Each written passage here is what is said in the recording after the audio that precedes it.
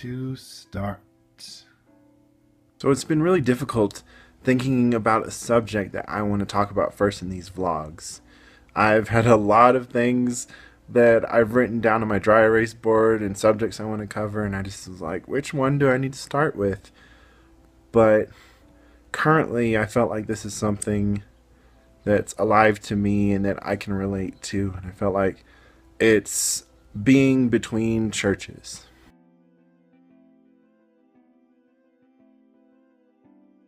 I would say one of the most difficult things is going from having these different people that you've made relationships with and talked to and pray for you and hold you accountable that you see several times a week to not seeing them on a regular basis. When you're going around looking for different churches to go to, it takes a lot of energy.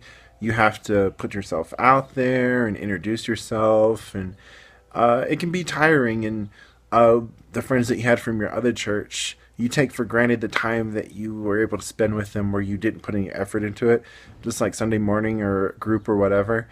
It's not like you had to plan that. You just attended and you knew they were going to be there, but it was effortless. But now that you're not in any of those things, it takes effort on your part. And sometimes that can be hard because you're putting all this energy into finding another church and just maintaining your relationship with God when you're on your own. And it can feel very tiring, draining, and you kind of can shy away from it because you feel like it's difficult to put in effort to get people together and talk to them and stuff when you're putting all this effort into these other things as well. The best thing that you can do when you're in these times where you don't have as many people in your life that are, like I said, praying for you, holding you accountable, encouraging you, or having like worship services and sermons where you can grasp and feed off of other people's relationship with God, you really have to dive into the Word for yourself. Sometimes we can get over dependent on other people's relationship with God to where we don't develop it for ourselves. Even though it is difficult not having as many people in my life, fellowship-wise and church-wise as I'd like, it brings you to a place where your relationship with God grows deeper because it's just me and Him. It's more intimate. We spend more time together, and I depend on Him at a level that I didn't before when I had more people in my life.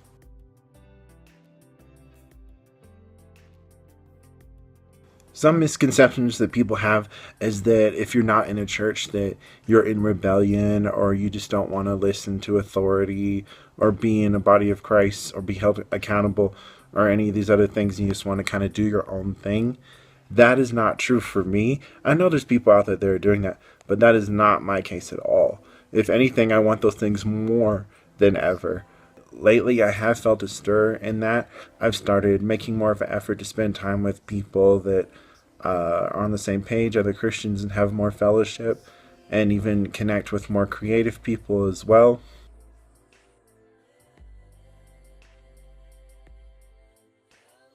And if you're somebody right now who's going through the same situation of finding a church and being not having a lot of fellowship, I encourage you to, even though it is difficult and you don't have as much energy, that you put yourself out there, make an effort to meet people and fellowship with people and plan things together, because you're in a place right now where you don't have as much fellowship. You need to really make that a priority.